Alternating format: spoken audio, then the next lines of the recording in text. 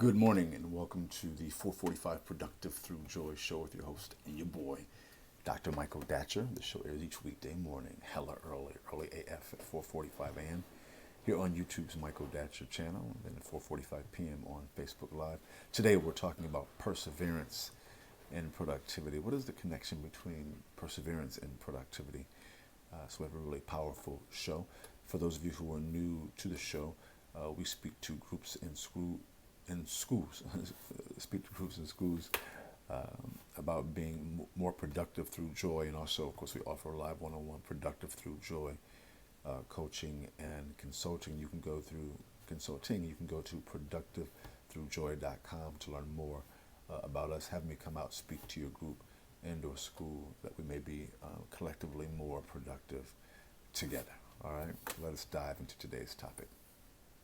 So, if you are new, allow me to say a few words first about myself. This is your host and your boy, Dr. Michael Datcher. I'm the author of the New York Times bestseller, Raising Fences, which was a Today Show Book of the Month pick.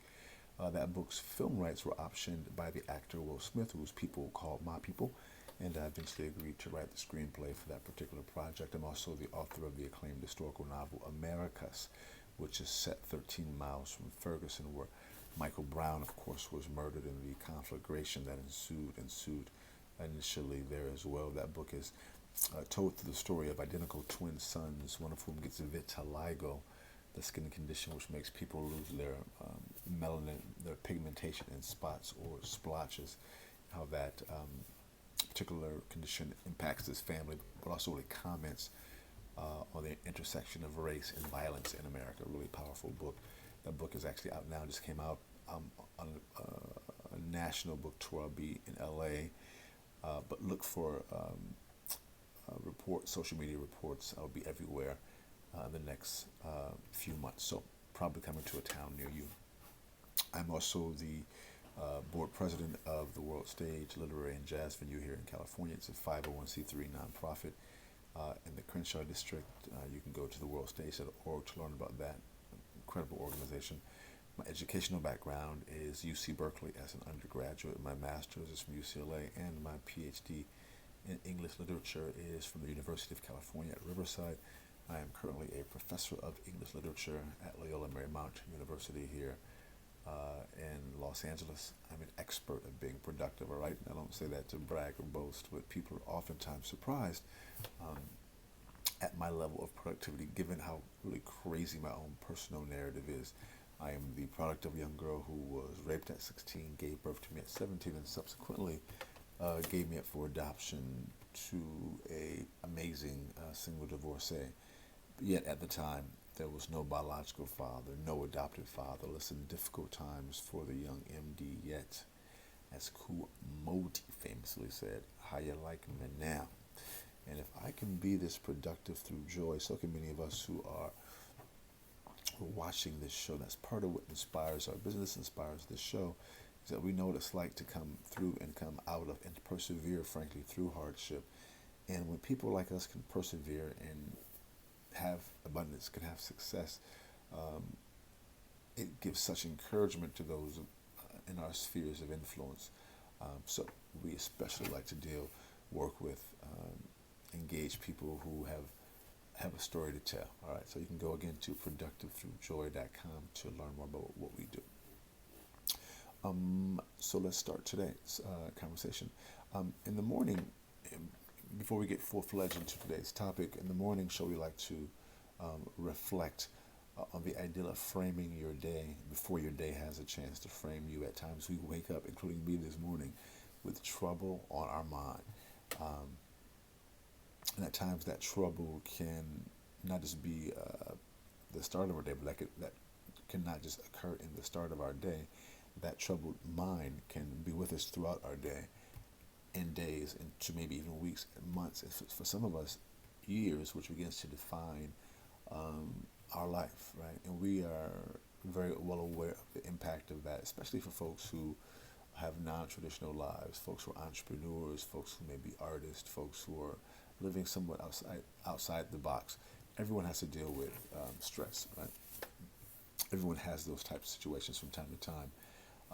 However, when that begins to happen with great intensity, it really affects your health. When you're feeling stress because of trouble in your life, it has a way of affecting your heart. It creates hypertension. There's a whole series of physical ailments that are tied to stress. I'm sure you've heard it through over the last few decades, or last decade at least, as media reports continue to flow out about the impact of stress on physical um, ailments. So we know that to be the case. So as a brief sidebar for male entrepreneurs, which is who we deal with mostly, the way that they deal with it is they tend to medicate on alcohol.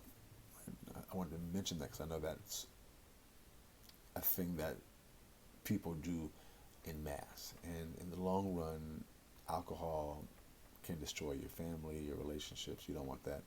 So typical for entrepreneurs to be alcoholics. That's just my experience and our experience here. So we're saying that's not sustainable. You can make great money then, but you'll lose your family, impact your family, not be there for your kids, and not be present emotionally or physically for your kids. You don't want that, because no money can buy that family vibration. All right, so I don't want to get too deep and get preaching at you. I'm just saying that's what I've seen. And so we talk about the ways in which we can enhance our moving through the situation through ritual. Ritual can be defined as doing the same thing at around the same time. So let me give you my brief morning ritual. In the mornings, I'll wake up at 3:30 a.m. I read a couple of spiritual indoor business books. I do our show at 4:45. At 5, I'll work on my current novel until sunrise. And at sunrise, I go out to the beach. I go and meditate and pray and do yoga. It's really beautiful. Then I come back. I live here along the coast. I live here along the coast of Venice Beach, California. I come back, I work on my current book for a while longer, and then go back to the beach to run up the coast all the way past Santa Monica's Pier, all the way back here to Venice. So beach, my gym in Venice goes gym. So by, guys, 10:30, I'm feeling amazing. My body is being flooded with endorphins, and that endorphin release gives me a sense of euphoria that I can then leverage to use to move me rather towards my goals and objectives. We're not saying do what I do, we're saying do what you do. And we help individuals create that particular ritual that they can lean upon that throughout their day. So I'm reading 3 great books now as a part of my morning reading time. I'm reading a book called Cash in a Flash, which is a book about a mixture of spirituality and entrepreneurial approaches. I'm reading a book called Owning the Moment, which is a book about really just that, being in the moment and owning it. I'm also reading a book called The Nag Hammadi Reader, which is a book of ancient Gnostic scriptures from the 1st, 2nd, and 3rd centuries, which kind of primarily look at the impact of the early writings of Jesus and other early mystics. That book is really super interesting. So from those 3 books, I extract some wisdom, which I call the morning chant, which in today's morning chant is, as a meditating natural mystic, I persevere through challenges because I know my victory is guaranteed. So I think about that throughout my day. Also write that particular morning chant down on my phone. I contemplate it throughout my day, but also create the morning and afternoon shows based upon this chant. So today we're talking about persevering and productivity. So again, go to productivethroughjoy.com, see about us, see what we do, and yeah, let's do it. Let's dive in. So point 1 is that you want to know that challenges are going to happen.